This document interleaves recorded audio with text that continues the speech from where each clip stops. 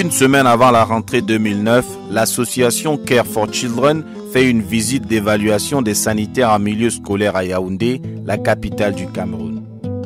L'état des lieux nous permet de constater la vétusté et la précarité des équipements de l'école primaire des Bogo-Bogo. Des clous sur le mur font office de porte-manteau et le délabrement total du plafond ajouté à l'érosion des murs de la salle de classe ne présage rien de bon. Dehors, à l'écart du bâtiment principal se trouvent les toilettes. Une construction en tôle ondulée sans toiture. En somme, aucune protection contre les intempéries dans un pays tropical.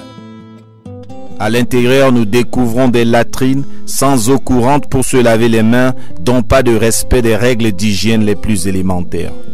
Nous revenons le jour de la rentrée à la même école pour découvrir comment sont installés les petits anges que nous y trouvons. Entassés dans une salle de classe, ces écoliers les plus vulnérables du système scolaire au Cameroun apprendront très vite à se débrouiller tout seuls. Non, il n'y a pas de lumière. Hein. Pas de lumière.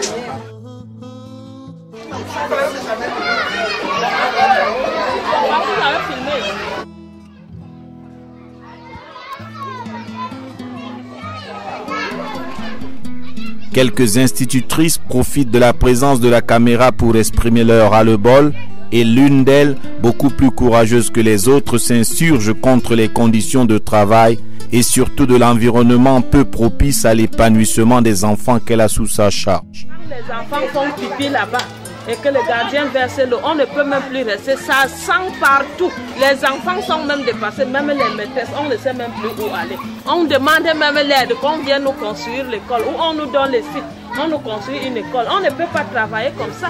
Ou on nous affecte ailleurs, on ferme l'école de Bobogo. Si on ne peut pas la construire, nous souffrons énormément, ça coule partout. Elle fuit même le bureau parce qu'elle ne peut pas rester là, ça coule. Dans les salles de classe, la boue, les enfants, on porte les enfants. On porte les enfants alors que c'est une école de l'État.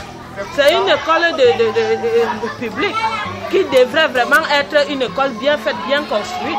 Mais hélas. Nous continuons alors la visite dans d'autres établissements scolaires de la capitale et bien qu'il n'y ait plus de volontaires pour s'exprimer, le constat malheureusement reste le même. Construction sommaire des latrines, non-entretien des sanitaires déjà installés.